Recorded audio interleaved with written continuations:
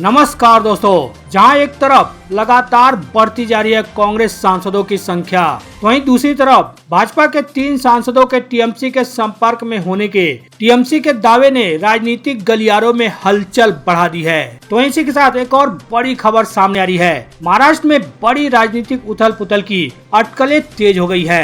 तमिलनाडु के मुख्यमंत्री चंद्रबाबू नायडू के बाद अजित पवार की एनसीपी ने भी मुस्लिम आरक्षण का खुलकर समर्थन कर दिया है। पूरे खबर के बारे में आपको आगे बताएंगे। उससे पहले आपको बता दें कि कांग्रेस की संख्या लगातार कैसे बढ़ती जा रही है। अब कांग्रेस सांसदों की संख्या संसद में कितनी हो सकती है, बता दे।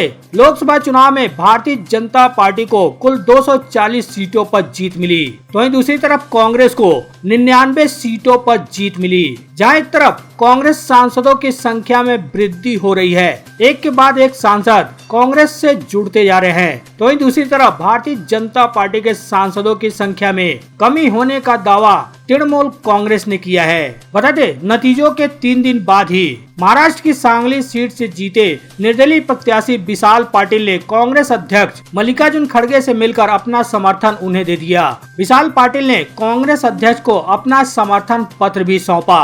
अब विशाल पाटिल के समर्थन के बाद कांग्रेस ने सेंचुरी पूरी कर ली, यानी 100 का आंकड़ा उन्होंने छू लिया। उसके बाद लद्दाख से निर्दलीय सांसद मोहम्मद हनीफ ने कांग्रेस अध्यक्ष मल्लिकार्जुन खड़गे से मुलाकात की। इसके बाद सांसद मोहम्मद हनीफ ने कांग्रेस के पूर्व अध्यक्ष राहुल गांधी समेत तमाम कांग्रेस के दिग्गज नेताओं से उन्होंने मुलाकात की। इसके बाद सबसे बड़ी बात यह है कि अपनी पार्टी का विलय कांग्रेस में करने वाले पूर्णिया से निर्दलीय सांसद पप्पू यादव ने भी कांग्रेस अध्यक्ष मल्लिकार्जुन खड़गे से मुलाकात की। पप्पू यादव ने कांग्रेस अध्यक्ष मल्लिकार्जुन खड़गे से मुलाकात करने के बाद उन्होंने प्रियंका गांधी से भी मुलाकात की।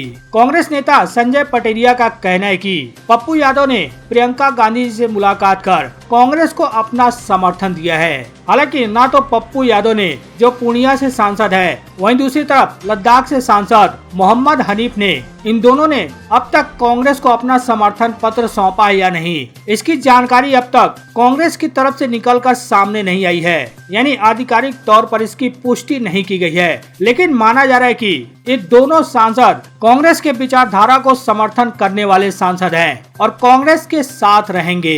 हालांकि प्रत्यक्ष रूप से तो नहीं, लेकिन अप्रत्यक्ष रूप से देखा जाए तो कांग्रेस सांसदों की संख्या अब 102 पर पहुंच गई है। वहीं दूसरी तरफ तृणमूल कांग्रेस के नेता ने दावा किया है कि भाजपा के 3 सांसद उनके संपर्क में हैं। अब भारतीय जनता पार्टी 240 से घटकर 237 पर ही रह जाएगी। बता दे, टीएमसी के सांसद साकेत गोखले ने यह दावा किया है। उनका कहना है कि भाजपा के 3 सांसद टीएमसी के संपर्क में हैं और लोकसभा में जल्द ही भाजपा की ताकत घटकर 237 रह जाएगी। बाकायदा टीएमसी के सांसद साकेत गोखले ने एक्स पर पोस्ट करते हुए आंकड़ा भी बताया। उन्होंने कहा कि अभी लोकसभा में भाजपा का संख्या बल 240 है और इंडिया अलायंस का 237 है। पश्चिम बंगाल में भाजपा के 3 सांसद हमारे संपर्क में है और जल्द ही एक सुखद आश्चर्य होगा। उसके बाद भाजपा का संख्या बल घटकर 237 रह जाएगा, जबकि इंडिया गठबंधन के सांसदों की संख्या बढ़कर 240 हो जाएगी। इतना नहीं, साकेत गोखले ने कहा कि नरेंद्र मोदी का गठबंधन टिकाऊ नहीं है, यह ज्यादा दिन नहीं चल पाएगा। बहरहाल टीएमसी नेता साकेत गोखले का यह दावा कितना सही है कितना गलत, यह तो सिर्फ साकेत गोखले या टीएमसी ही बता सकती है। लेकिन वहीं दूसरी तरफ महाराष्ट्र की एनडीए सरकार में खींचतान देखने को मिल रहा है। महाराष्ट्र एनडीए सरकार में शामिल अजित पवार की एनसीपी ने मुस्लिम आरक्षण का समर्थन कर दिया है। एनसीपी मुस्लिम समुदाय को शिक्षा कोटा के तहत आरक्षण देने के लिए बीजेपी और शिंदे गुट की शिवसेना के साथ मिलकर योजना तैयार करेगी। अजित पवार की एनसीपी ने बुधवार को कहा कि वह मुसलमानों को शिक्षा में आरक्षण दिए जाने के मुद्दे पर अडिग है। तेलुगु देशम पार्टी यानी चंद्रबाबू नायडू की टीडीपी के बाद ऐसा कहने वाली एनसीपी दूसरे राष्ट्रीय जनतांत्रिक गठबंधन यानी एनडीए की सहयोगी है। गौरतलब है कि राज्य में भाजपा के साथ गठबंधन में होने के बावजूद मुस्लिम आरक्षण जैसे मुद्दे पर चंद्रबाबू नायडू ने अपना अलग रुख रखा है और मुस्लिम आरक्षण की पैरवी की। उन्होंने खुलकर कहा, हम शुरू से ही मुसलमानों के लिए 4% आरक्षण का समर्थन कर रहे हैं और यह जारी रहेगा। अब अजित पवार की एनसीपी ने भी इसकी खुलकर मांग कर दी है। एनसीपी के मुख्य प्रवक्ता उमेश पाटिल ने कहा है कि प्रगतिशील विचारधारा केवल आरक्षण देने के लिए नीतियां बनाने तक सीमित नहीं है। शिव, साहू, फूले और अंबेडकर की प्रगतिशील विचारधारा समाज में समावेशी रूप अपनाती है। यह समानता का विचार है। मुसलमानों को 5% आरक्षण देने के हमारे फैसले को उच्च न्यायालय ने स्वीकार कर लिया था। हालांकि बाद में इस मुद्दे को टाल दिया गया। उनका कहना है कि हम अपनी इस स्थिति पर अडिग है कि मुस्लिम समुदाय को आरक्षण मिलना चाहिए। इंडियन एक्सप्रेस की एक रिपोर्ट के मुताबिक सोमवार को अपने 25वें स्थापना दिवस पर अजित पवार की अगुवाई वाली एनसीपी ने मुस्लिम और पिछड़े वर्ग के लोगों को पार्टी में वापस लाने की जरूरत पर जोर देते हुए कहा था कि लोकसभा चुनाव के दौरान वे पार्टी से दूर हो गए थे।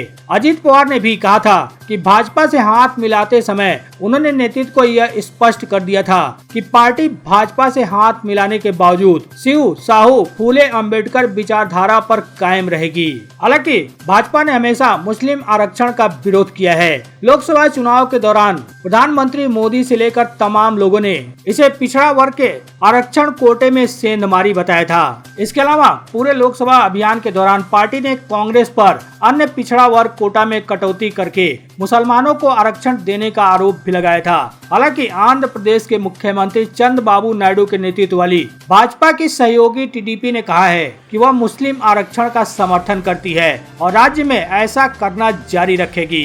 अब सवाल है कि क्या महाराष्ट्र में राजनीतिक उथल पुथल होने वाला है? क्या महाराष्ट्र में खेला होने वाला है? जिस तरह से 2 दिन पहले ही कांग्रेस ने दावा किया था कि एकनाथ शिंदे और अजित पवार के 40 विधायक संपर्क में हैं। कहा जा रहा था कि खराब नतीजों के बाद एकनाथ शिंदे गुट की शिवसेना और अजित पवार वाली एनसीपी के तमाम विधायक टूट सकते हैं। इस बीच विधानसभा में कांग्रेस के नेता सदन विजय वडेट्टीवार ने दावा किया कि एकनाथ शिंदे की शिवसेना और अजित पवार की एनसीपी के 40 विधायक उनके संपर्क में हैं। उन्होंने कहा कि ये विधायक घर वापसी करना चाहते हैं। वडेट्टीवार ने कहा कि लोकसभा चुनाव के नतीजे बता रहे हैं कि हवा किशोर है, इसलिए विधायक भी हवा का रुख भांपते हुए पाला बदलना चाहते हैं। यहाँ तक नहीं, कांग्रेस नेता ने भी दावा किया कि चुनाव नतीजों का असर विधानसभा चुनाव में भी देखने को मिलेगा। उन्होंने कहा, हमें भरोसा है कि राज्य में शरद पवार की एनसीपी, उद्धव की शिवसेना और कांग्रेस की सरकार वापस लौटेगी। कांग्रेस नेता ने कहा कि चुनाव नतीजों के ट्रेंड बताते हैं कि महाविकास अघाड़ी को राज्य की कुल 150 विधानसभा सीटों पर जीत मिली है, वही महायुति को